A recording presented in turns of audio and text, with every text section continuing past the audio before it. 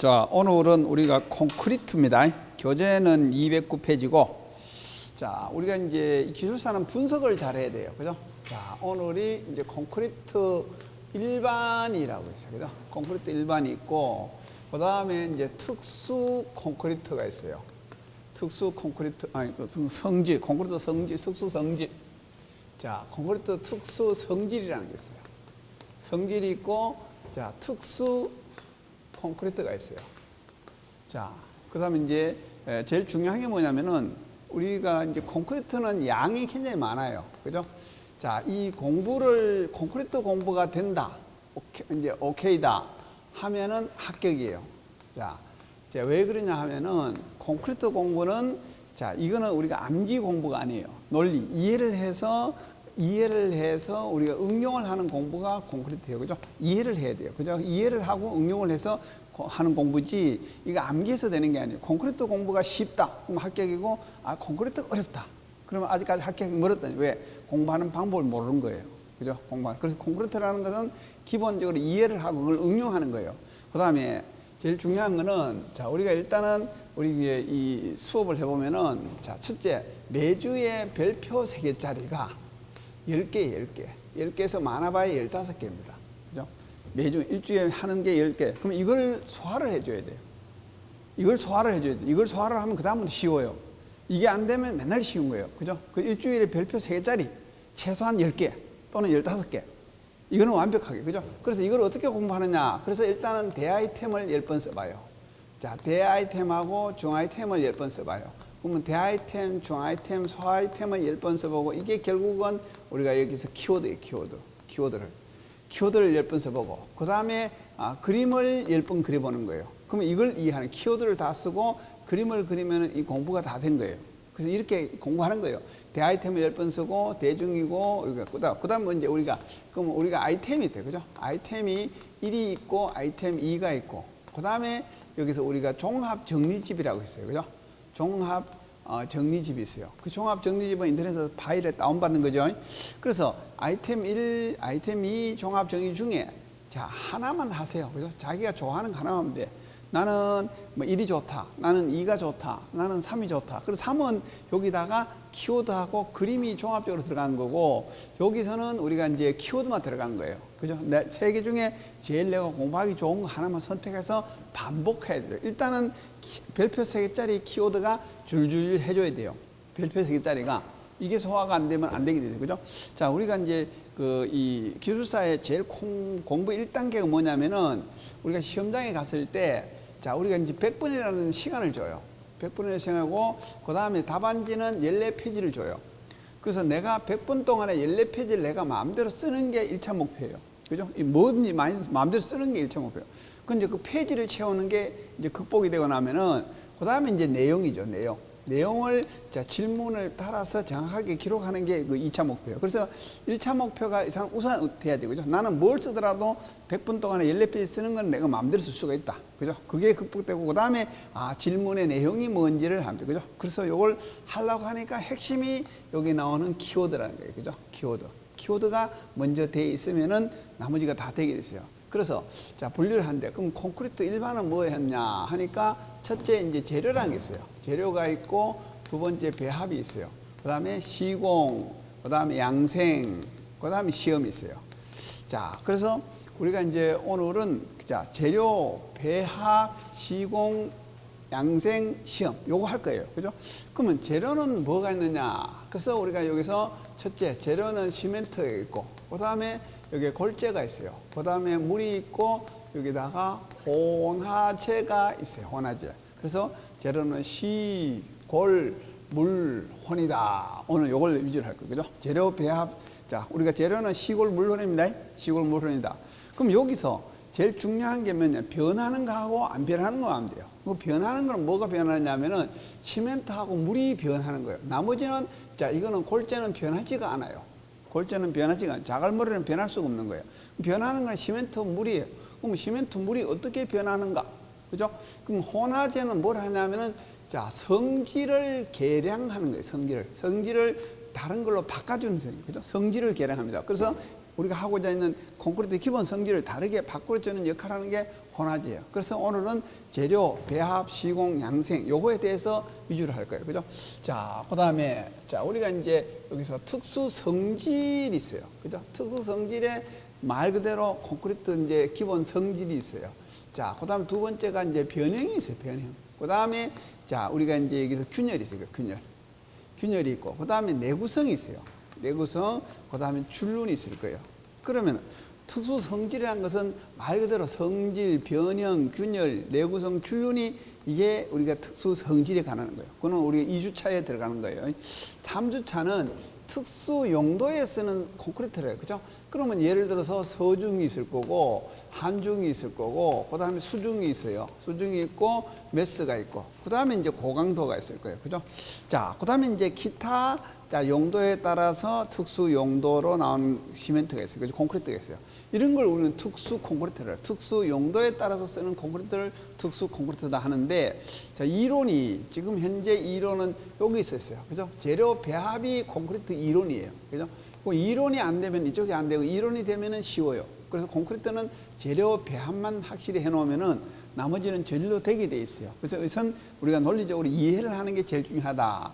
자, 그 다음에 우리가 정리하는 겁니다. 초기부터 암기하지 마시고 정리하는 게 제일 중요합니다. 그죠? 자, 그러면은 우리가 첫째, 1페이지, 오늘 유인물 1페이지를 한번 펴보세요. 그죠? 자, 유인물 1페이지입니다. 오늘 유인물 1페이지를 펴보시면은 콘크리트 1반에 보면은 자, 도대체 콘크리트가 뭐냐 해서 자, 1번에 보면은 이런 말이 있어요. 자, 여기다가 콘크리트에 여기서 구성 요소라고 있어요. 그죠? 구성 요소다. 이렇게 돼 있어요. 자, 구성 요소를 보면은 첫째, 자, 이 네미콘이죠. 네미콘 상태를 부피 비율로 분석을 한번 해봤어요. 그러니까 첫째, 공기가 있고 물이 있고 그 다음에 자, 여기서 우리가 시멘트가 들어가고 골재가 들어가요. 자, 그래서 자, 첫째, 여기는 공기라고 그래요. 공기 들어가고 물이 들어가고 그 다음에 여기 시멘트가 들어가요. 시멘트 들어가고 골재가 들어갑니다. 그죠? 그래서, 자, 이걸 우리가 일반, 보편적으로 이제 부피 비율로 한번 따져봤습니다. 부피 비율로 따지니까 공기가 한 5% 정도 들어가고, 자, 물이 한 15%, 지금 물이 한 15% 들어가고, 자, 그 다음에 시멘트가 부피 비율로 10% 정도 들어가요. 그죠? 그 다음에 골재가 한 70% 들어가더라. 그래서 전체 부피 비율이 100%더라 나왔어요. 자, 요거를 내가 혼자 설명할 수 있으면 돼요. 자, 그러면은 첫째, 자, 공기 5%라는 것이 얼마만 한가, 그죠? 자, 우리가 1입방미터라고 했어요. 1입방미터, 그죠? 1입방미터는 예를 들어서 이게 1000리터가 되죠. 1000리터입니다. 그럼 1000리터에 5% 곱하기 5%를 하면은 이게 50리터가 돼요. 50리터입니다. 그럼 50리터라는 건 현장에 우리가 5가론 통이 있어요. 그게 20리터예요. 그럼 20리터 하고, 그죠? 20리터 하고, 자, 2통 반이란 말에 공국이 이렇게 들어가 있다는 얘기야. 아주 그것도 미세 공국으로 이렇게 들어가 있어요. 그죠? 그럼 공기가 들어갔습니다. 그러면, 자, 공기는 어떻게 들어갔고, 그 다음에 들어가는 역할이 뭐냐? 나왔어. 그죠? 자, 공기는 어떻게 들어갔느냐? 나왔어요. 두 번째, 첫째, 자, 첫째, 자연적으로 재료에 의해서 들어갑니다. 1 내지 2% 정도는 재료에 따르는 거예요. 재료라는 것은 우리가 여기서 들어가는 우리가 시멘트라든가 골재 또는 자갈모래에서 들어가는 겁니다. 그죠? 자, 그 다음에 자, 여기서 에이제라는 게 있어요. 에이제. 에이제가 들어가서 자, 여기서 한계가 7%까지 들어가요. 자, 그래서 우리가 임의로 넣는 게 있고 그 다음에 재료에서 자연적으로 따라 들어가는 게 있더라. 그죠? 이렇게 공기가 들어갑니다. 자, 공기가 들어가면은 하는 역할이 뭐냐 하면은 자, 생 콘크리트가 있고 굳은 콘크리트가 있어요. 그러면 자, 굳지 않은 콘크리트, 생 콘크리트라는 역할을 하는 게 뭔 역할을 하냐면 아직까지 내미권 상태입니다. 자, 거기든 들어가면 무슨 역할을 하냐면은 첫째, 자, 요걸 가지고 볼 베어링 역할을 한다. 그죠? 볼 베어링이다. 그럼 볼 베어링이 자, 볼 베어링은 뭘 가지고 볼 베어링을 하느냐 하면은 자, 이 우리가 이제 이 산부가 원리가 볼 베어링이에요. 그 무슨 얘기냐면은 자, 아주 머리카락 소의 미세 기포가 아주 이렇게 들어갔습니다. 그죠? 자, 그래서 동그란 기포가 베어링 역할을 하면서 미끌미끌해지더라. 그래서 볼 베어링을 그래서 요걸 가지고 우리는 스럼프를 증대시키는 역할을 하더라.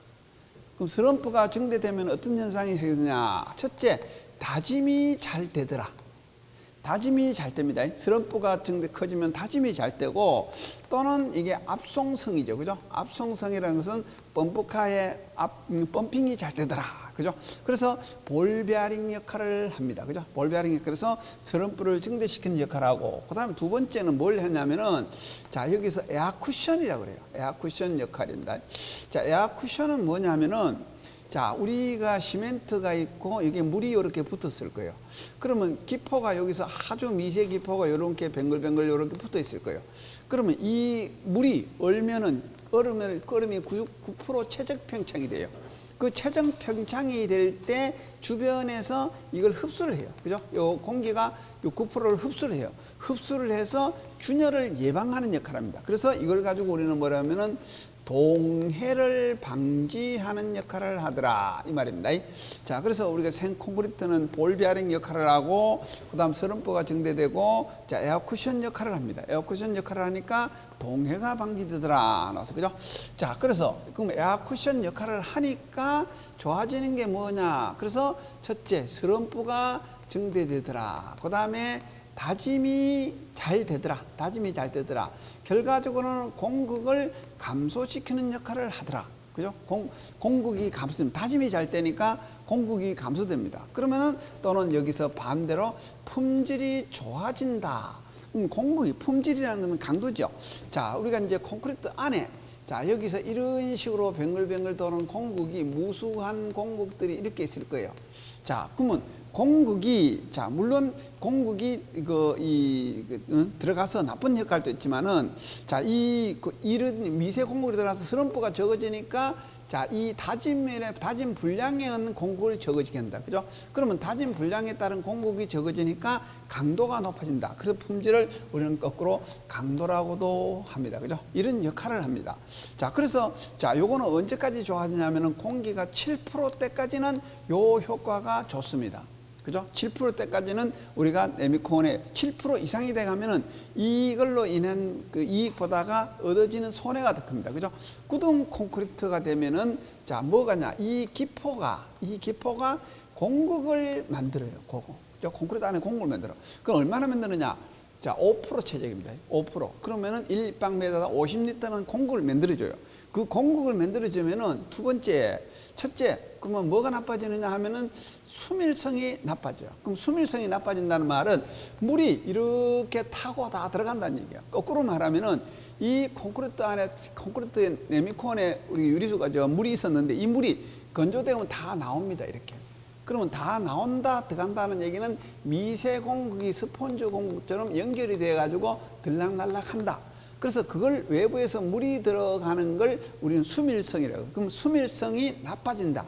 그 수밀성이 나빠진다. 물이 안 들어가는 걸 수밀성이 좋아진다. 그러면 수밀성이 나빠진다. 물이 잘 들어간다. 그죠?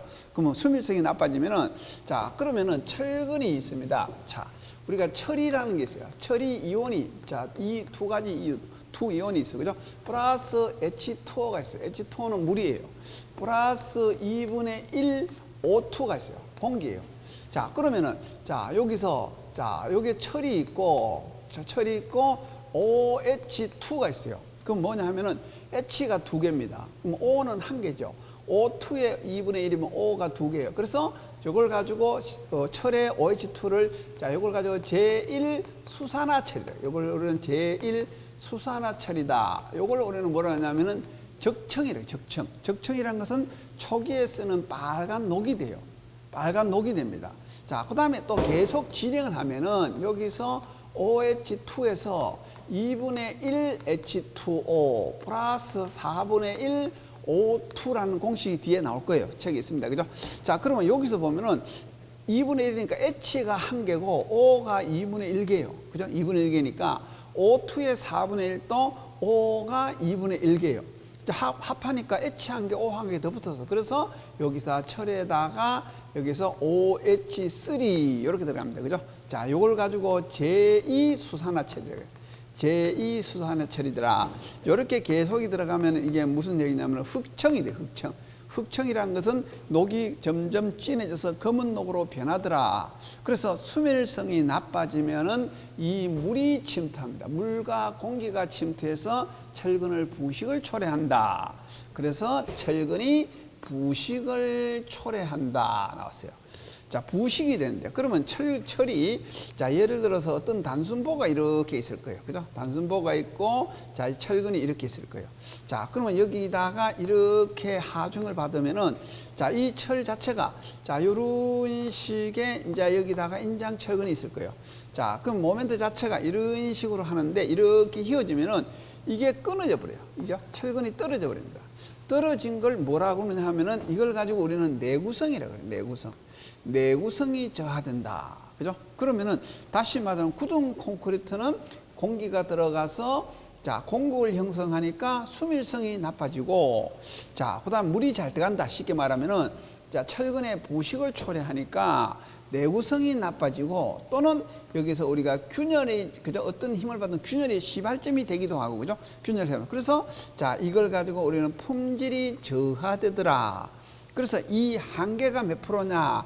7%다. 7% 이하에서는 이 우리가 생콘크리트 좋은 성질이 압도를 합니다. 그죠? 그래서 좋고 7%가 넘어가면은 얘들이 커져서 나빠진다. 그래서 우리는 공기는 에이제는 7%까지 타라. 그래서 공기의 역할은 첫째 들어가는 것은 재료에 의해서 일부가 섞여 들어가고 에이제에 의해서 강제로 우리가 주입을 하더라. 그래서 넣었을 때 생콘크리트 역할이는 볼베어링과 에어쿠션 역할을 하는 거고 굳은 콘크리트는 자, 이런 역할이 끝나고 나면은 공국이 형성돼서 자, 그다음 공국이 콘크리트에 이런 식으로 공국이 된다면은 이렇게 하중을 주면은 공국을 따라서 파괴가 일어납니다. 그죠? 그래서 파괴가 되니까 불리하더라. 그래서 또 물이 잘 들어가더라. 그래서 철근의 부식이 되더라. 그래서 내구성이 저하되고 균열이 발생하고 결과적으로는 품질의 저하를 초래하는 역할을 하는 걸 우리는 공기의 역할이다. 이랬어요. 그죠? 자, 그럼 공기의 역할이 되고 나면은 그자. 그다음 두 번째 역할을 보면은 첫째, 자, 그러면 무슨 역할을 하냐? 골재의 역할이 보는데, 그죠? 자, 공기의 역할을 내가 이거 나중에 설명을 할 수 있어야 돼. 그죠? 그럼 골재의 역할을 한번 알아보자. 골재. 자, 그럼 골재는 들어가면 뭘 했느냐? 첫째, 골재라는 것은 첫째 자갈이 있고 모래가 있어요. 모래가 있는데 중요한 것은 얘들은 불변입니다. 그죠? 안에 들어가서 자갈모래는 자갈모래로 그대로 존재하지 자갈모래가 변하지를 않아요. 그죠? 그래서 얘들은 불변이에요. 자, 불변이면 무슨 역할을 하느냐? 첫째, 부피를 차지하는 역할을 한다. 그죠? 부피를 철근 자 우리가 모래하고 자갈이 부피를 차지해. 그럼 부피를 차지하면은 그 다음에 뭐가 전략이 되느냐 하면 첫째 시멘트를 감소시키는 역할을 합니다. 시멘트가 줄어들어갑니다. 그죠? 시멘트가 줄어들면은 그러면 그럼 비용이 감소됩니다. 그죠? 돈이 줄어듭니다. 자, 그 다음에 시멘트가 줄어들면 수하열이 줄어들어요. 수하열이 들어요. 그럼 수하열로 인해서 자, 균열이 발생하는 걸 균열을 감소시키는 역할이에요. 자, 그래서 자, 우리가 그러면 골재를 쓰는 이유는 시멘트를 감소시킨다. 그 다음에 경제성, 돈을 줄인다. 시멘트가 적게 들어가는 수하열이 줄어든다. 시멘트가 들어가는 수하열로 인하는 균열을 예방하는 역할을 합니다. 그죠? 자, 그러면은 자, 골재가 들어가는데 그럼 골재는 자, 어떻게 해야 되나? 많이 들어가야 되냐? 적게 들어가 있냐? 그래서 얘들은 우리는 대대익선이다 나왔어요. 그죠? 자, 그래서 많이 들어가면 들어갈수록 좋더라 나왔어요. 자, 많이 들어가면 들어갈수록 좋더라 나왔어요. 그죠? 자, 그래서 우리가 이제 첫째 우리가 콘크리트에서는 공국의 원리라고 그래요. 공국은 적으면 적을수록 좋습니다. 그죠? 그래서 요걸 가지고 오늘 소소익선이다. 이렇게 소소익선이다. 적으면 적을수록 좋다. 나오는데 자, 그럼 공국을 적게 한다는 얘기는 자, 그러면 자갈을 많이 넣는다. 골재를 많이 넣는다. 자, 그래서 일단은 여기서 1 해서 우리는 자, 여기다가 일단은 공국은 자, 여기다가 소소익선이다. 적으면 적을수록 더 좋다라고 썼습니다. 그죠? 자, 그러면 골재는 자, 이거는 대대익선에 있어. 많이 들어가면 들어갈수록 좋아요. 그럼 어떻게 하면 많이 들어갈까를 우리가 자, 분석을 품질을 갈라야 돼. 그죠? 그럼 어떻게 하면 많이 들어갈까 나왔어요. 그럼 많이 들어가는 건 두 가지가 있습니다. 첫째가 여기서 뭐가 있냐면은 G 맥시마라는 게 있고 하나는 우리가 여기서 조림률이라는 게 있어요. 조림률이 있습니다. 그래서 우리는 골재를 따질 때는 G 맥시마로 따지기도 하고 하나는 우리가 조립률로 따져. 그럼 조립률은 자, G 맥시마는 얼마냐? 우리가 이제 RC 골재는 25에서 40mm까지를 우리는 콘크리트 RC 골재라고 합니다. 그죠? 콘크리트 20에서. 그러면 40mm가 있을 거예요. 40mm가 있고 30mm가 있고 이렇게 여러 가지 골재가 다양하게 이렇게 골고루 있을 거예요. 자, 또는 이걸 가지고 A 골재라고 하고, 그 다음에 B 골재가 있을 거예요. B 골재는 30mm짜리가 있어요. 그죠? 30mm에서 이런 식으로 다양하게 이렇게 있을 거예요. 자, 그러면 B 시리즈가 있어요. 그러면은 중요한 건 이겁니다. 자, 여기에 자, A를 시리즈를 우리가 자갈만 따져서 자, A 시리즈가 있었고, 자, 여기다가 B 시리즈 골재를 넣었습니다. 그런데 실질적으로 차지하는 부피 비율, 이걸 가지고 뭐라고 하냐면 우리가 실정률이라고, 실정률. 반대로는 우리가 공급률이 되겠죠. 공급률이다. 그죠? 그럼 실제 부피가 차지하는 비율입니다. 그러면 실제 차지하는 비율이고, 그러면 이 실정률이 크면 반대로 공급률이죠. 그죠? 만약에 실정률하고 공급률하고는 뭘 하면 전체적이죠. 그죠? 전체적이죠. 전체 체적이 말하는데, 그럼 어느 게 실정률이 높아질까? 그죠? 실정률이 얘가 크고 얘가 적다 됐습니다. 그죠? 그래서 그 이유가 뭐냐 하면은, 만약에 이 40mm 골재에다가 적은 골재가 이렇게 차지하고 들어가게 되면은 여기에 요 부피만큼 공급이 더 생기게 됩니다. 그래서 40mm까지는 우리는 골재인데, 요게 40mm 이하가 요 골재 부피에 들어갔을 때는 이 40mm 골재 부피만큼 차지할 수가 없습니다. 자, 그래서 골재는 우리가 크면 클수록 좋습니다. 그러면 40mm 범위 안에서 G 맥시마는, 그래서 두 번째 나왔어. 그죠? 두 번째. 여기서 우리가 G 맥시멈은, 자, 이거는 우리가 대대익선이다. 크면 클수록 좋다. 그죠? 그러면 G 맥시마가 크게 되면 어떻게 될까? 나와서, 그죠? 자, 그러면 G 맥시마가 크다는 얘기는 결국은 우리가 여기서 실정률이 크다. 실제. 그럼 반대말로 공급이 적다. 나와서, 그죠? 자, 공급이 적으면은 첫째, 우리가 시멘트가 적게 들어가요. 자, 그 다음에 우리가 이제 유리수라 그래요. 필요 없는 물이 적게 들어가요. 자, 그러면 시멘트가 적게 들어가면은, 자, 수하열이 적어져요. 수하열이 적어집니다. 그죠? 자, 그 다음에 이제 균열이 적어져요. 균열이. 자, 그 다음에 또 다시 뒤에 가면은 건조수축 균열이라고 나옵니다. 그죠? 자, 이렇게 건조수축 균열이 좋아져. 어쨌든 간에 콘크리트가 공급이 적으면 콘크리트의 모든 성질이 좋아진다라고 생각하면 되죠. 그죠? 그래서 우리는 G 맥시마는 대대익선이다. 크면 클수록 좋다. 그 큰 범위가 40mm까지입니다. 40mm 넘어가면 효과가 더 없어요. 40mm까지고, 우리가 묵은 콘크리트는 100mm까지를 써요. 그죠? 우리가 묵은 콘크리트는 100mm까지 쓰는데, 지금 우리가 일반적으로 RC에는 25에서 40mm까지가 우리가 쓰고 있다. 그래서 나왔습니다. 그죠? 자, 그 다음에 여기서 조립률이라고 나왔어요.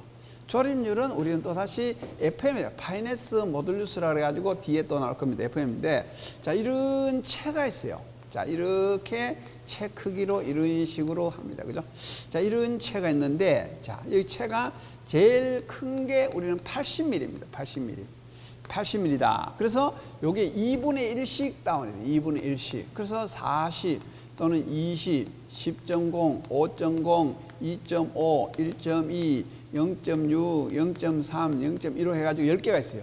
10개를 해서 채를, 자, 여기다가 이 골재를 이렇게 흔들면 이게 남을 거예요. 그래서 여기다는 가적 잔유율이라고 그래요. 가적 잔유율, 채에 남는 가적 잔유율 나누기 100을 해줘요. 100을 해줘. 저골재는 6 내지 8일 때, 새골재는 2.3에서 3.2일 때가 가장 입도가 좋다. 그죠? 자, 그래서 우리는, 자, 이 흙에서는 이걸 가지고 뭘 따졌냐 하면은 이런 걸 땄어요. 균등계수와 공률계수와 투수계수로 따졌습니다.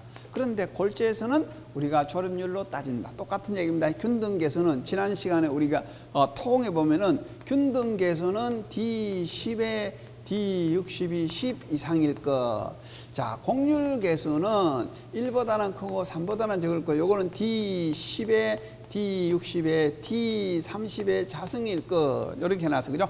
자, 그래서, 자, 요 공률계수, 균등계수를 골재에서는 이게 조립률로 따집니다. 그죠? 그래서 골재가 가장 많이 들어갔다는 얘기는 조립률이 조골재는 6 내지 8일 때, 세골재는 2.4, 3.1일 때가 골재가 많이 들어갔다. 그죠? 골재가 많이 들어갔다는 얘기는 실적률이 커진다. 공국이 적어진다. 그래서 시멘트가 적어진다. 주 목적은 우리는 여기서 시멘트를 감소시키는 역할을 합니다. 그죠?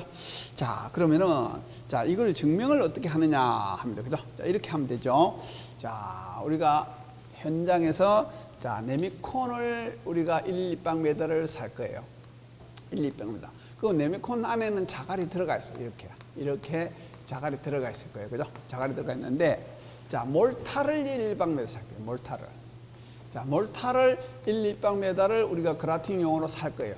사면은, 자, 비용이, 자, 이 A가 있고 비용이 있으면은 얘가 비쌉니다.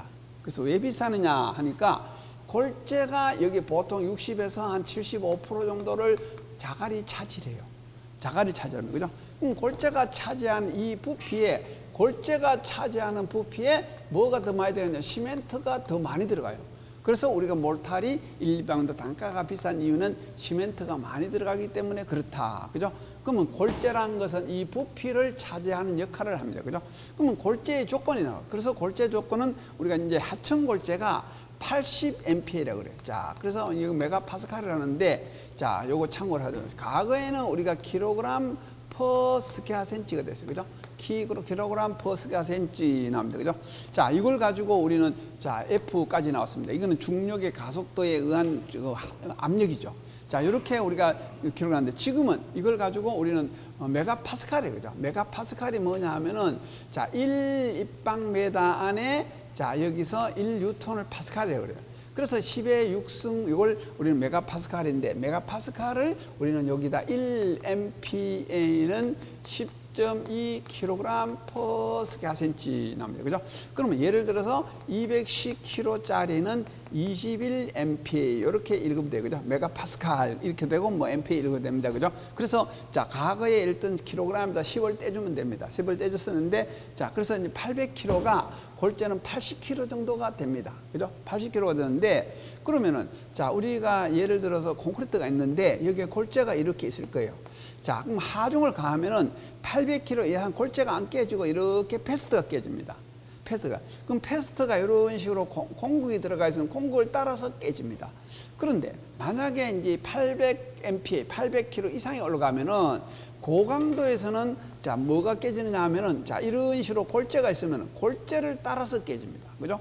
고강도에서는 골재가 결함이 되는 거죠. 그래서 일단 우리가 하청 골재는 우리가 800kg인데, 그래서 이제 우리가 초고층 건축에 들어가는, 자, 1100kg짜리 또는 1200kg짜리에 우리가 콘크리트를 할 때는 이 골재가 1000kg 이상이 가야 돼요. 1000kg 이상의 일반 하청 골재는 쓸 수가 없어요. 그 하청 골재 대신에 여기서, 자, 이렇게 크림칼을 코팅을 해요. 그죠? 자, 이렇게 코팅을 해가지고 고강도 골재를 만들어가지고 쓰고 있습니다. 그죠? 그래서 일단은 우리가 일반 하청골재를, 토목용에는 일반 저압이니까, 자, 토목용에는 하청골재를 씁니다. 하청골재를 쓸 때 골재는 우리가 많이 들어가면 좋고, 골재는 예를 들어서 일반적으로 강도는 800MPa, 80MPa, 800kg 정도를 사용하고 있다. 이게 골재의 역할이다 나왔어요. 그죠? 자, 그래서 골재는 많이 들어가는 거를 우리는 조립률로 따지고 G 맥시마로 따진다. 그래서 G 맥시마는 대대익선이고 조립률은 6 내지 8일 때, 자, 2.3에서 3.2일 때, 요거는 자갈이고 요거 모래일 때 가장 입도가 좋다, 많이 들어간다 해서, 자, 요걸 우리는 골재의 조건이다 나왔어요. 그죠? 자, 그 다음에 두 번째 얘들이 나왔어요. 그죠? 마지막에 물하고 시멘트가 나왔습니다. 자, 그러면 이건 뭐냐? 첫째, 여기서 우리가 이제 시멘트가 있을 거예요. 시멘트가 있고, 자, 여기다가 물이 있을 거예요. 자, 이걸 가지고 우리는 뭐라고 하냐면 패스트라고 그래요. 패스트는 다른 말로는 풀이라고 합니다. 그죠? 풀이다. 또는 다른 말로 하면은 접착제라고 그래요. 접착제. 자, 그러면 시멘트하고 물을 다시 믹싱을 하게 되면은 패스트, 영어로는 패스트가 되죠. 패스트를 시멘트 풀이 되죠. 시멘트 풀은 접착제가 되죠. 그럼 접착제라는 것은 뭘 하냐? 첫째, 자갈하고 또는 모래하고, 자, 여기다가 철근을 일체화. 그래서 하나로 만들어져서 콘크리트를 만들어주는 역할을 하는 걸 우리는 물과 시멘트 역할을 하고 그래요. 그죠? 자, 중요한 거는, 자, 그럼 물과 시멘트 역할이 패스트인데, 자, 패스트가 어떻게 만들어지냐? 이렇게 두 가지를 한번 볼게요. 그죠? 자, 여기에서 물이 1리터가 있어요. 자, 그 다음 여기다가, 자, 우리가 예를 들어서 시멘트를 2kg를 넣었습니다. 2kg. 자, 2kg. 자, 이게 우리가 뭐 밀가루 좋고 시멘트라고도 좋습니다. 자, 그 다음에 이걸 가지고 예를 들어서, 자, 이렇게 우리가 풀을 끓여봤어요. 풀을 끓여보고, 자, 그 다음에 다시 얘를, 자, 여기다가 물이 1리터 있어요. 그 다음에, 자, 밀가루를 3kg를 넣어서, 무게 3kg를 넣어가지고 또다시 이런 식으로 가열을 시켜봤습니다. 요걸 가지고 A 풀이라 하고, 요걸 B 풀이라 합니다. B 풀이다. 나와서, 그죠? 그러면 여기다가 A가 있고 B가 있을 거예요. 여기가. 자, 그러면 여기서 우리가 강도가 있을 거예요. 그죠? 그럼 부착 강도죠. 부착이라는 얘기는 각 재료를 서로 붙여주는 결합력을 얘기하죠. 그래서 또 다시 말하면 이걸 가지고 우리는 결합제라고도 해요. 결합제다. 그죠? 결합제다. 그죠? 서로 붙여주는 제다. 그러면 똑같은 말입니다. 시멘트 결합제, 시멘트 패스트, 시멘트 풀, 시멘트 접착제 다 똑같은 말입니다. 그래서 자, 그러면 A풀하고 B풀하고는 요거는 자, A풀은 시멘트가 2kg 들어갔으니까 밀가루가 2kg 들어가고 3kg 얘가 더 뻑뻑하고 그죠? 그러면 부착 강도는 얘가 적고 얘가 클 거예요. 시멘트가 당연히 3kg짜리가 많이 들어갔으니까 클 거예요. 자, 그 다음에 여기서 중요한 거는 그럼 슬럼프는 어떻게 되겠느냐 나서 그죠? 그러면 얘가 물렁물렁 할 거고 얘가 될 거예요. 그럼 슬럼프는 얘가 크고 얘가 적을 거예요. 슬럼프는 얘가 크고 얘가 적을 거예요. 자, 그러면 여기다가 물과 시멘트 비를 해봐요. 자, 여기 물이고 이게 시멘트예요. 그러면은 물 시멘트 부분은 요거는 2분의 1이죠. 그래서 요거는 50%입니다. 50%. 자, 요거는 몇 분이냐? 3분의 1이에요. 3분의 1. 그러면 33%예요. 33%더라. 자, 그러면은 물 시멘트 비가 33% 적습니다. 적으니까 강도가 커지고 물 시멘트 비가 크니까 강도가 적어지는구나. 그죠? 그래서 강도하고 물 시멘트 비는 반비례합니다. 그죠? 반비례한다. 그래서 자, 그러면 우리는 목표가 뭐냐? 강도를 크게 하는 거예요. 강도를 크게 하려면은 물 시멘트 비는 줄여라. 그죠? 그래서 여기에 세 번째 목표는 자, 여기다 물 시멘트 비입니다. 자, 여기서 물 시멘트 비는 여기서 소소익선이다. 요거는 필수입니다. 이거는 불변입니다. 자, 요 세 가지는 변하지가 않아요. 물 시멘트 비는 적으면 적을수록 좋아요. 그래서 강도가 커지는 거니까. 그 다음에 여기서 그러면은 예를 들어서 자, 우리가 여기서 이런 식의 지금 풀이 있는데 자, 여기에 거푸집이 이렇게 있어요. 자, 거푸집이 이런 식으로 돼 있어 가지고 자, 골재 조건은 동일합니다. 자, 예를 들어 골재 조건은 동일하다고 하고 여기다가 A 패스트를 넣어봤고 여기다가 B 패스트를 넣었어요. 자, 그러면 여기는 물 시멘트 B가 50%짜리고 이거는 물 시멘트 B가 33%짜리예요. 그러면 상식적으로 어느 게 더 강도가 크겠습니까? 어느 게 강도가 클까요? 여기 똑같은 조건에 2%, B풀을 갖다가 콘크리트를 믹싱을 했고 A풀을 만들었습니다. 그죠? 어느 게 더 강도 좋습니까? B가 훨씬 더 강도 좋습니다. 자, B가 강도 훨씬 좋아요. 그건 당연하다. 그러면은 콘크리트 강도는 뭐가 결정해요? 물 시멘트 B가 결정합니다. 콘크리트 강도는 물 시멘트 B가 결정합니다. 자, 그런데 자, 여기서 자, 요렇게 한번 갑시다. 그러면은 자, 여기에 자, 여기가 골재가 첫째 여기는 70%가 들어 있을 거예요. 자, 갈모래가 자, 여기는 80%가 들어 있을 거예요. 자, 그다음에 여기도 B 패스트를 넣을 거고 여기도 B 패스트를 넣었을 거예요. 강도는 어떻게 될까요? 그죠? 강도는 같습니다. 강도가 뭐고 하중이 뭐냐? 이걸 우리 해야 돼. 그죠? 자, P를 우리는 예를 들어서 하중이라고 그래요. 하중. 자, 그다음에 여기 A를 우리는 면적이라고 그래요. 면적. 자, 그러면 강도라고 그래요. 강도는 우리가 시그마라고 하죠. 그죠? 시그마를 하든 또는 우리가 콘크리트 FC라고도 합니다. 그죠? FC는 뭐냐? 자, 그래서 일반적으로 여기 킬로그램의 스퀘어 센치죠. 또는 자, 메가파스칼이라 가지고 자, 여기다가 스퀘어미터에 자, 이 메가의 뉴턴, 메가 뉴턴을 가지고 합니다. 그죠? 자, 우리가 평방미터에 자, 1뉴턴을 우리는 1파스칼이라고 그래요. 그래서 요거를 거꾸로 여기다가 우리는 쉽게 말하면은 10의 6승 뉴턴 이렇게 해요.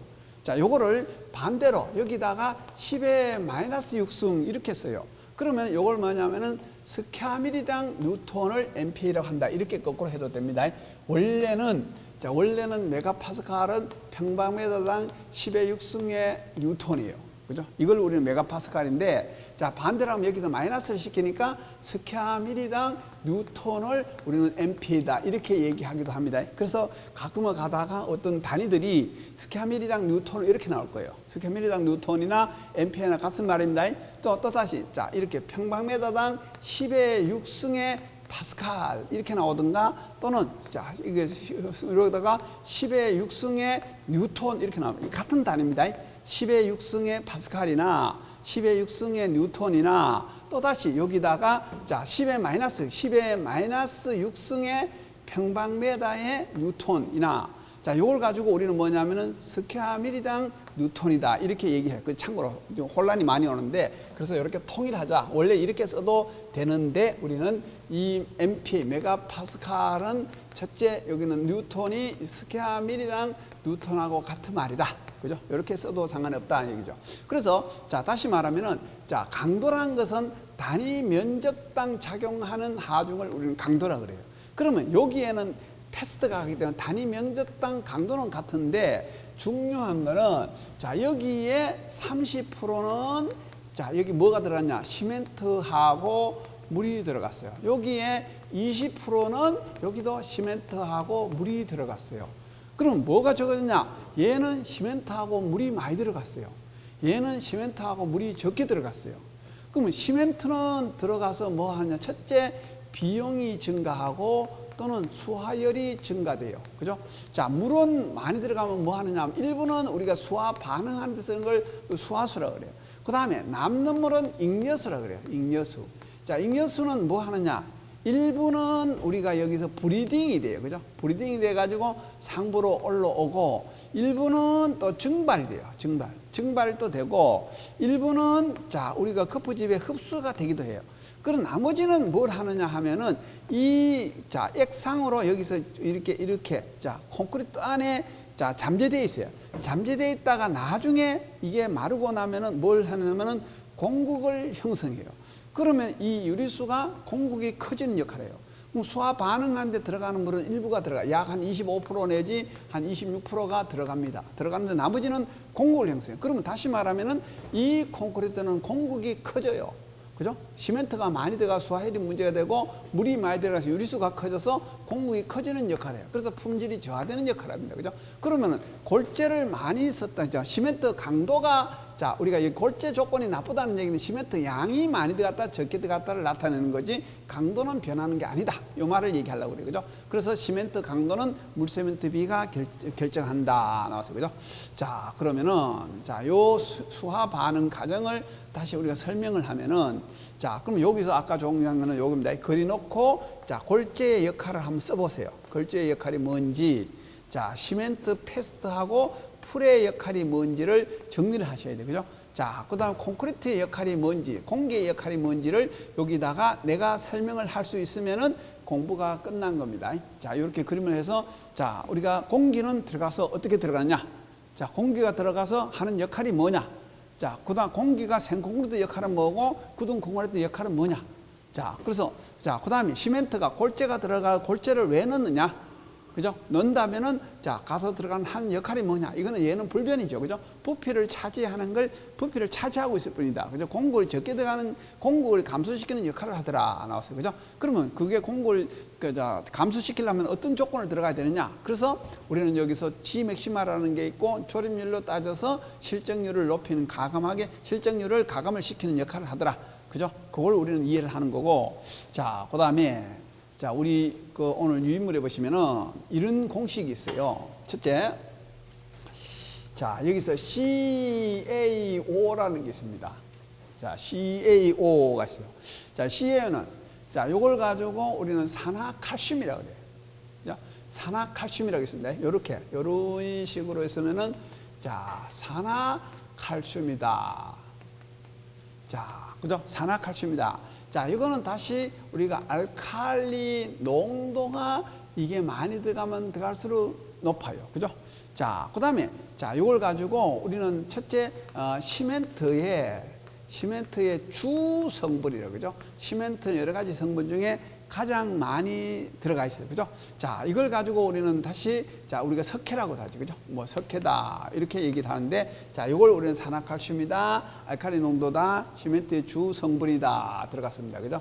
플러스 H2O가 들어가요. H2O는 물이에요. 그죠?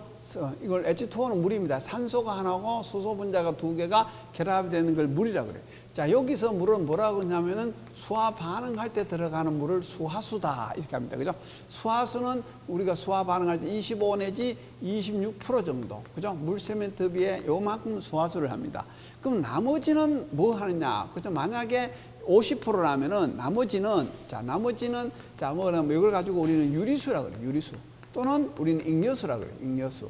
그래서 유리수나 잉여수가 돼요. 그러면 유리수와 잉여수 역할은 뭐냐 하면은 일부는 여기서 브리딩이 돼 가지고 상승을 하고 일부는 우리가 재료의 흡수가 되죠. 재료의 흡수가 됩니다. 자, 그 다음에 나머지는 자, 우리가 물 속에서 공극을 차지하고 있어요. 공극을 차지하고 있다가 이게 건조가 됩니다. 건조가 되면은 이게 수축을 일으키는 걸 우리는 건조 수축이라고 해요. 그죠? 자, 이걸 유리수다. 이렇게 합니다. 그러면 자, 결합을 했습니다. 그러면 Ca는 칼슘입니다. 그래서 여기서 OH2가 들어가요.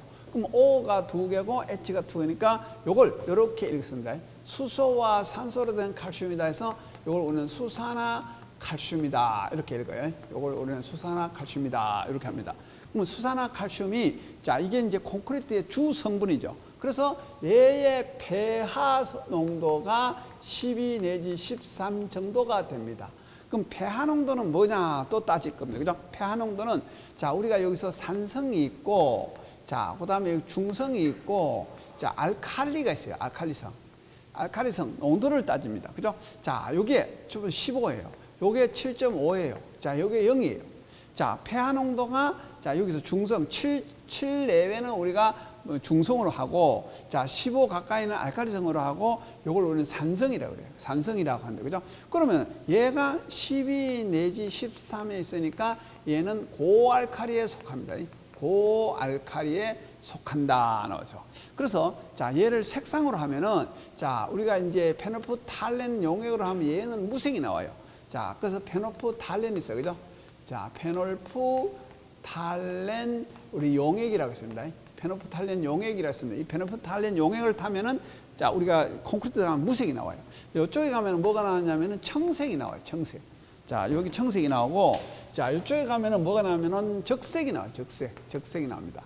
그래서 콘크리트에다가 이 분무를 시켜봅니다. 분무를 시켜서 자, 여기다가 쉽게 말하면은 자, 콘크리트 이렇게 깹니다. 깨가지고 여기다가 우리가 자, 난초에 물 주는 것을 분무를 시켜봐요. 페놀프탈렌 분무를 시키면 색깔이 자, 이렇게 변해요. 분홍색이다, 좀 무색이다, 청색이다. 자, 이렇게 변할 거예요. 변하는 거 보고 알칼리 농도를 나타냅니다. 그래서 농도를 나타내는 걸 이게 12 내지 13은 고알칼리에 속한다. 그죠? 고알칼리에 속한다 나왔어. 자, 그 다음에 고알칼리에 속하고 그 다음에 자, 여기서 플러스 CO2가 있어요. 자, 이산화탄소라 그래요. 또는 탄산가스라고 그래요. 자, 이산화탄소, 탄산가스. 자, 이걸 가지고 우리는 이산화탄소다 또는 여기서 탄산가스다 이렇게 합니다. 탄산가스는 O가 붙으면 이게 산성이에요. 산성. 그래서 조금 전에 우리가 여기 산성이 있고 저 중성이 있고 그 다음에 여기 알칼리성이라고 있었어요. 그죠? 알칼리성이라고 있었는데 자, 그러면은 산성 얘 쪽으로. 그래서 자, 여기서 12 내지 13이 있는데 얘가 이쪽으로 자꾸 끌고 내려가요. 끌고 내려가서 반응을 하면은 어떻게 하느냐? CaCO3가 돼요.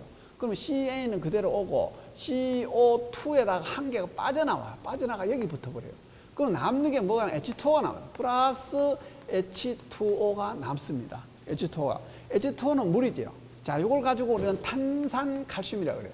이게 탄산칼슘이다 이렇게 합니다. 탄산칼슘은 이걸 뭐냐면은 백화예요. 백화. 허연 콘크리트에 백화가 일어납니다. 그죠? 백화를 탄산칼슘이다 이렇게.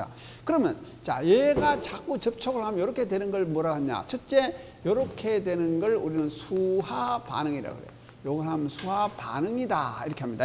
수화 반응이다 하고 이렇게 하는 걸 우리는 뭐라고 하냐면은 중성화 반응이라고 해요. 중성화 반응이다. 또는 요걸 가지고 우리는 탄산화 반응이라고 그러죠. 탄산화 반응이다 이런 말을 쓰기도 해요. 그죠? 그거는 요거는 우리가 중성화 반응 또는 탄산화 반응이다 이렇게 합니다. 자, 그러면은 첫째, 자 여기서 자 우리가 이제 pH 농도가 자 이런 식으로 고알칼리가 되면은 첫째 콘크리트에서 일어나는 현상이 뭐냐 하면은 첫째 여기는 철근에 부동태막이 생성이 돼요. 생성. 자 우리가 이제 이걸 우리는 부동태막이 생성이 된다 나오는데 그 부동태막이 어디에 나오느냐 하면은 자 부동태막은 우리 시사성의 257페이지를 잠시 한번 보고 갈까요? 시사성의 257페이지입니다.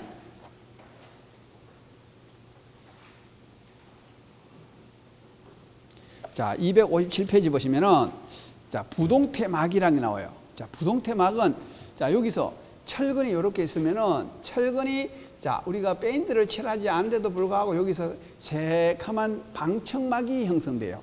자, 여기다 이런 식으로 막이 형성돼요.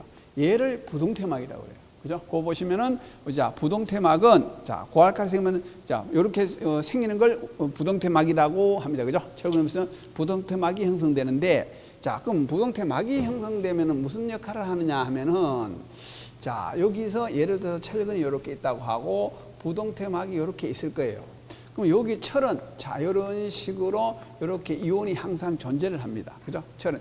이 이온이라는 것은 우리가 정전기관은 미소전류차를 얘기합니다. 그죠? 양이온이 있어요. 자, 그 다음에 첫째 H2O가 여기 들어가 있어요. 자, 그 다음에 O2도 여기에 들어가 있습니다. 아까 이런 말 했어요. 자, 이 콘크리트는 자, 우리가 네미콘 상태에서 물이 여기다 무수히 들어가 있다 그랬어요. 그죠? 이렇게 공공이 들어가 있습니다. 그래서 이게 건조가 되고 나면은 이 물이 바깥으로 다 나온다 그랬어요. 다 나온다. 그럼 거꾸로 말하면 여기서 H2O하고 O2가 항상 또 들어간다는 얘기하고 똑같은 얘기예요. 그러면 요 근방에 항상 잠재되어 있어요. 잠재되어 있다가 얘가 여기서 이렇게 부동태막이 이렇게 막이 들어가서 페인트를 칠해서 차단이 돼요. 차단이 되니까 철이 이렇게 있어도 자 우리가 가까이 가야 H2O하고 플러스 2분의 1 O2하고 철에서 이렇게 반응을 할 건데 이 반응이 되지 않아요. 그죠? 그래서 이걸 가지고 뭐냐면은 방청막이라고 해요. 방청막. 그래서 우리가 페인트를 칠하는 방청막 역할을 한다. 그러면 고알칼리가 된다는 얘기는 콘크리트 자체에 방청막을 형성해서 철근 부식을 방지해주는 역할을 합니다. 그죠? 자, 그런데, 자, 그러면은, 자, 여기서 이렇게 방청막이 형성되는데, 만약에, 자, 여기가 이렇게 되면은 pH 농도가 8.5에서 9.5로 내려와 버립니다. 여기서 탄산칼슘이 일어나면은 pH. 그러면 이걸 가지고 우리는 뭐라 하냐면은 중성하의 자, 여기다가 메커니즘이라 그래요. 메커니즘. 자, 중성화의 메커니즘을 한번 보면은 자, 만약에 자, 여기서 첫째 pH 농도가 12 내지 13에서 8.5 내지 9.5로 내려오면은 첫째 여기로 그래서 중성 쪽으로 내려온다 해서 중성화 반응이다. 탄산 칼슘이 생긴다 해서 우리가 탄산화 반응이다. 이렇게 얘기합니다. 그죠? 자, 그렇게 이렇게 내려오면은 첫째 콘크리트 자체는 약간 수축을 해요. 수축을 하면서 또는 약간 수밀해집니다. 조금 수축해서 조밀해집니다. 조밀해지는데 그 다음에 두 번째가 이렇게 되니까 조금 전에 했던 부동태막이 파괴가 일어납니다. 파괴가 나면은 자, 그 다음에 이제 여기 철근의 부식이 발생합니다. 철근의 부식은 자, 철이 이온이 있고 플러스 H2O가 있고 플러스 2분의 1 O2가 들어가서 철에서 OH2 해가지고 이렇게 합니다. 그죠? 그럼 부식이 발생하니까 초기에는 적청이 되죠. 제1수단화 적청이 돼가지고 그 다음에 흑청으로 점점점 발전이 한다. 그죠? 그러면 자, 철근이 부식이 다 되고 나면은 우리가 철근이 절단이 되죠. 절단이 되는 걸 뭐라고 하냐면은 내구성이 저하된다. 그죠? 그래서 구조물의 파괴를 유발한다. 그래서 자, 장기적으로 보면은 우리가 중성화의 메커니즘은 첫째가 자, 콘크리트가 수축하지만은 부동태막을 파괴시키니까 철근의 부식을 초래하니까 자, 녹이 발생해요. 녹이 발생하면 부식이 되면은 내중에 철근이 절단이 나죠. 절단이 나면은 내구성이 저하되고 파괴를 유발하는 역할을 한다. 이걸 우리는 중성화 메커니즘이다. 이렇게 합니다. 그죠? 그래서 중성화는 시간이 경과되면서 장기적으로 일어나는 현상입니다. 금방 일어나는 현상이 아니고 장기적으로 일어난다. 자, 그러면 자, 여기서 여기까지입니다. 자, 여기서는 우리가 요걸 가지고 우리는 생 콘크리트 변화라 그러죠. 반응이라고. 자, 이쪽은 우리가 굳은 콘크리트라 그래요. 굳은 콘크리트다 또는 경화 콘크리트다 이런 말이에요. 그러면 여기서 수화 반응은 생 콘크리트에 일어나는 현상이고 이쪽에는 굳은 콘크리트에 일어나는 현상입니다. 그죠? 자, 그러면 다시 자, 이쪽을 자, 그럼 이쪽에다가 이런 그림을 하나 그리면은 자, 우리가 수화 반응 곡선이라고 하나가 있을 건데 요거는 우리 부록의 55페이지. 우리 시사선 부록에 보시면은 55페이지를 한번 보시면은 자, 수화 반응 곡선이라고 있을 거예요. 자, 수화 반응 곡선이 나오는데 자, 이 수화 반응 곡선을 보시면은 자, 요렇게 생겼어요. 자, 여기서 요런 식으로 돼 가지고 요렇게 그림이 있어요. 요렇게 그림이 있습니다. 그죠? 자, 그래서 자, 요런 식의 요렇게 구분을 해 놨는데 자, 요걸 가지고 우리는 유도기다 이랬어요. 이게 우리는 유도기다. 자, 요걸 가지고 우리는 가속기다. 또다시 이걸 가지고 우리는 감속기다. 이렇게 됐습니다. 유도기다, 가속기다, 감속기다. 그죠? 자, 요게 요렇게 갔다가 다시 요런 식으로 내려와서 여기서부터 수화 반응이 일어나기 시작해요. 그래서 아직까지 얘는 우리가 수화 반응이 일어나지 않는 걸 유도기라고 그래요. 그럼 유도기 원리는 뭐냐 하면은 자, 이 시멘트 안에 자, 물이 있을 때 시멘트 가루가 여기에 들어가게 됩니다. 그럼 물을 금방 흡수를 해버려요. 흡수를 해가지고 이렇게 우리가 미세하지만 코팅이 생겨버려요. 코팅이 점점 다시 소멸돼서 없어지고 여기다가 이 수화 반응이 일어날 때까지를 우리는 유도기라고 그래요. 그 유도기가 보통 우리가 2.5시간을 우리가 거두고 있어요. 그죠? 2.5시간 이렇게 합니다. 2.5시간 정도 걸린다. 그래서 우리가 시방서에 보면은 자, 1.5시간은 우리가 운반하고 타설하고 1시간 후에 수화 반응이 일어나도록 일반적으로 맞춰져 있습니다. 그래서 우리가 KSF 4009에 보면은 이거는 1.5시간 90분 안에 운반을 해라. 그 다음에 타설이 일어나고 1시간 후에 수화 반응이 일어나라. 이렇게 되어 있습니다. 그죠? 이게 굉장히 중요한 역할입니다. 왜 그러냐면은, 자, 우리가 어떤 부재에 이런 식으로 콘크리트가 이렇게 부재가 있습니다. 그죠? 그러면 여기다가 예를 들어서 콘크리트를 쳤습니다. 쳤는데 스럼프가 해가지고 다졌어요. 다지면 여기서 이렇게 잘 다져졌는데 이게 스럼프가 손실이 크면은 잘 안 다져져요. 나중에 서서히 이렇게 내려옵니다. 서서히 이렇게 내려와요. 치마가 이렇게 생길 거예요. 이렇게 치마가 생기는데 이 치마가 생기면서 이렇게 균열이 이렇게 선이 생길 거예요. 선이 생기면서 이 상태에서 굳어버리면 이게 균열이 돼버려요. 그래서 1시간 동안에 이렇게 내려가지고 착 깔아앉아 놓고 그 다음에 여기는 전혀 균열이 안 생긴 상태에서 수화 반응이 일어나라. 그래서 그걸 우리는 이용한 게 유도기를 이용한 거예요. 그래서 유도기는 보통 2.5시간, 보통 콘크리트입니다. 물론 시멘트 종류마다 약간 틀리긴 합니다만은 그래서 KSF는 1.5시간에 하고 1시간 후에 해라. 그 다음에 가속기 나옵니다. 그러면 이게 급격히 수화 반응이 일어난다. 속도가 가속돼서 일어난다. 그럼 속도가 점점 감한다. 그죠? 그래서 자, 가속기인데 자, 그러면 이게 얼마나 걸리냐 하면은 5도씨가 되면은 10시간이 걸립니다. 5도씨에. 그죠? 5도씨가 되면은 10시간이 걸린다. 만약에 여기서 25도씨 이상이 되면은 몇 시간 걸리냐? 4시간이 걸려요. 자, 25도씨 이하가 되면은 얼마가 냐? 5시간이 걸려요. 자, 그러면 요 중간을 우리는 2시간이다, 2.5시간이다, 이런 얘기를 합니다. 그죠? 자, 그래서, 자, 여기서 우리가 이제 콘크리트를 이어치기 할 때, 자, 여기를 이어치기 하고, 자, 25도씨에는 2시간 이후에 다시 이어치기를 하면 얘는 이미 이렇게 내려가고 이렇게 내려가서 여기가 이렇게 일체화가 되지 않아요. 이걸 가지고 우리는 뭐라고 하냐면은 콜드 조인트가 생겨요. 콜드 조인트가. 그래서 콜드 조인트 기준이 보면은 25도씨를 초과하면은 2시간 이내에 이어치기를 하고 25도 이하에서는 3시간, 2.5시간 이후에 이어치기를 하고 만약에 여기다가 15도씨면은 3.5시간 이내 쳐도 콜드 조인트가 생기지 않습니다. 그죠? 자, 그러면은 자, 요렇게 소화 반응이 일어나는 걸 여기까지를 우리는 응결이라 그래요. 응결. 자, 그다음에 요걸 우리는 경화라 그래요. 경화. 그러면 일어나고 나서 우리가 경화가 일어날 거예요. 자, 경화가 되는데 원래는 이 안에 일부 안에 여기는 일부 경화가 되고 일부 응결이 나는데 이론상으로 이게 끝나기 전에 응결이 끝나고 경화가 일어난다. 그죠? 경화라는 것은 강도가 형성되는 걸 얘기합니다. 그죠?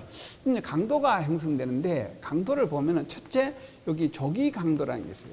그 다음 여기서 장기 강도라는 게 있어요. 조기 강도는 F28일 강도를 조기 강도를 하고 F91일 강도를 장기 강도라고 그래요. 그럼 조기 강도를 해도 28일까지 기다려봐야 돼요. 그래서 우리는 요걸 기다릴 수가 없었어요. 그래서 뭐냐면은 자, 더 빨리 좀 조기 강도를 추정 좀 해보자. 그죠? 그래서 조기 강도 추정법이 나옵니다. 그 추정법은 몇 페이지 나오냐면은 시사성의 185페이지를 한번 보세요.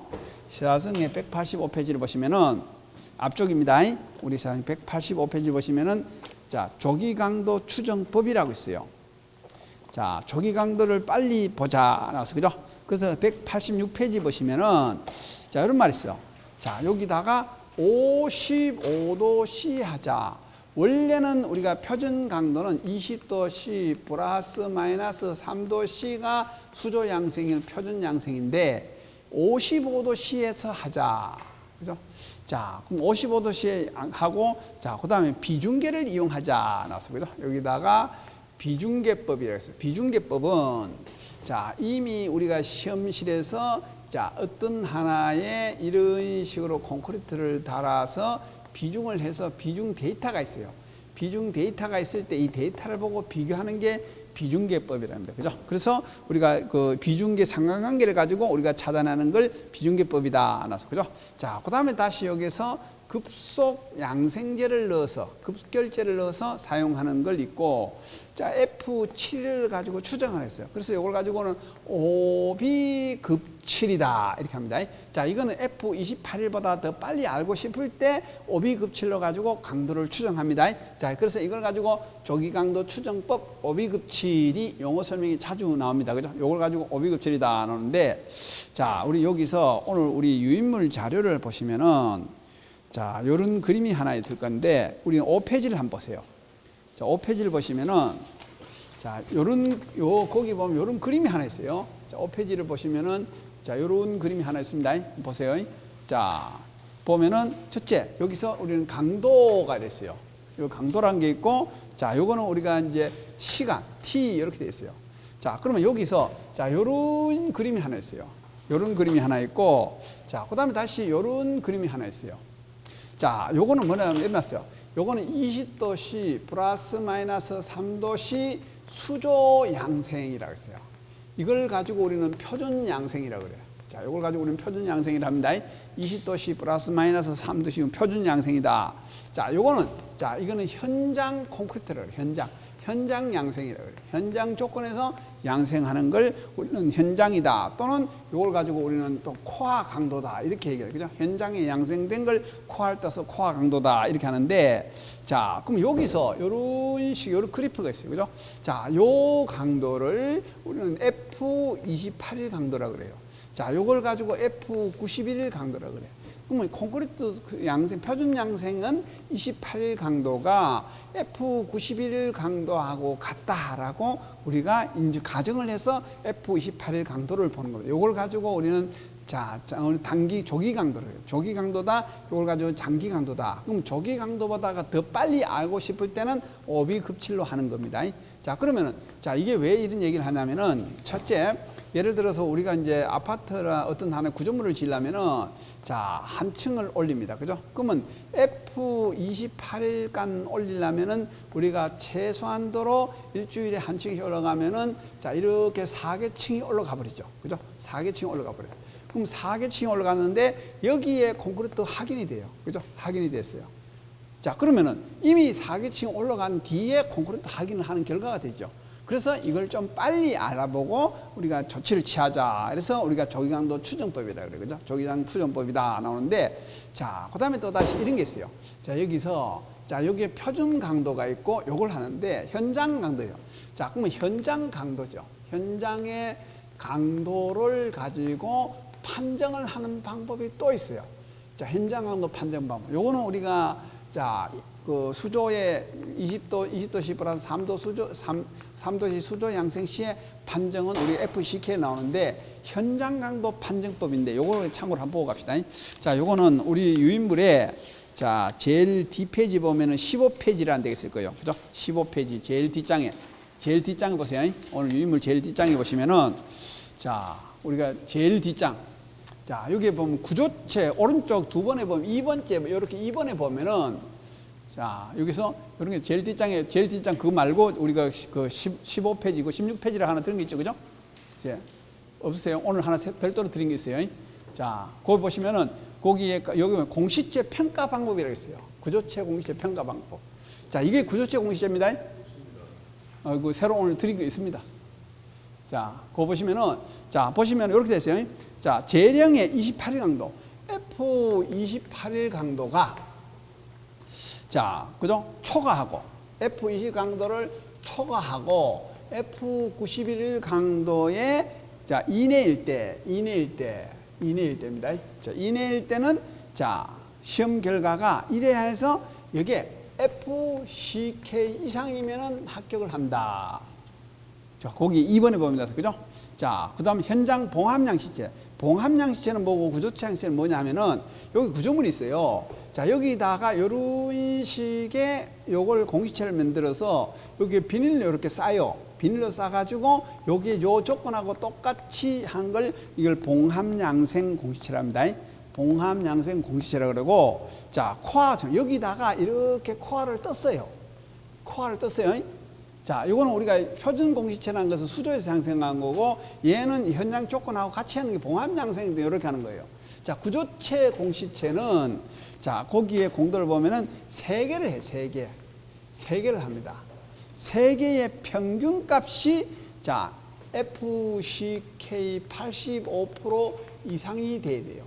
3개의 평균값이 85% 이상이 되고, 그 3개 중에 한 개 값이에요, 한 개 값이 75% 자, 이상이 돼야 돼요. 그죠? 75%보다가 작지 않습니다. 지금 75% FCK입니다. FCK의 75% 이상이 돼야 된다. 나와서, 그죠? 자, 요거는 다시 말합니다. 요거는 우리가 표준 공시체 강도인데, 현장에 구조체 공시체라는 게 있어요. 구조체가 구조체 공시체 두 가지가 있는데, 하나는 구조물 조건하고 같이 된 봉합양생 공시체가 있고, 하나는 구조물에서 직접 뜬 게 있습니다. 직접 뜬 걸 가지고 구조체 공시체라고 그래요. 요 강도는 요 조건이 되고, 요 강도는 요 조건일 때 합격으로 한다. 참고로 요게 무슨 공시체? 구조체 공시체입니다. 요게 구조체 공시체예요.